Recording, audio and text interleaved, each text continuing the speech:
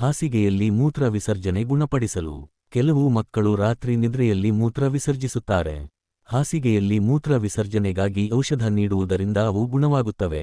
ಇದು 5 ವರ್ಷದೊಳಗಿನ ಮಕ್ಕಳಿಗೆ ಮಾತ್ರ ಅನ್ವಯಿಸುತ್ತದೆ.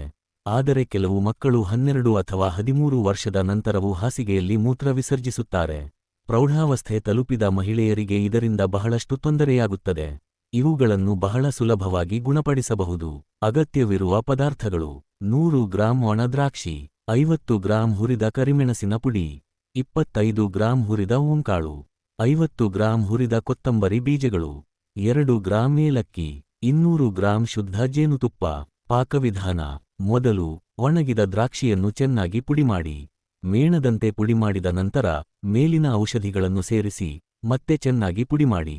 ಅವುಗಳನ್ನು ಒಟ್ಟಿಗೆ ಬೆರೆಸಿದ ನಂತರ ಚೆನ್ನಾಗಿ ಪುಡಿಮಾಡಿ. ನಂತರ ಜೇನುತುಪ್ಪವನ್ನು ಸ್ವಲ್ಪ ಸ್ವಲ್ಪವಾಗಿ ಸೇರಿಸಿ ಮತ್ತು ಮೇಣದ ರೂಪದಲ್ಲಿ ಪುಡಿಮಾಡಿ ಸುರಕ್ಷಿತವಾಗಿರಿಸಿ.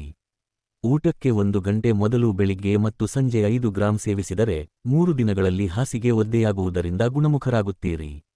ಉಳಿದ ಮಿಶ್ರಣ ಸೇವಿಸಿದರೆ ಶಾಶ್ವತವಾಗಿ ಗುಣಮುಖರಾಗುತ್ತೀರಿ.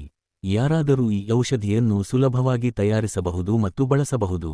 ದೇಹ ಆರೋಗ್ಯಕ್ಕೆ ಸಂಬಂಧಿಸಿದ ಇಂತಹ ಅಮೂಲ್ಯ ಮಾಹಿತಿಯನ್ನು ನೀವು ಮಾತ್ರವೇ ಅಲ್ಲ, ಇತರರಿಗೂ ತಿಳಿಸಿ, ಹೆಚ್ಚು ಹಂಚಿಕೊಳ್ಳಿ.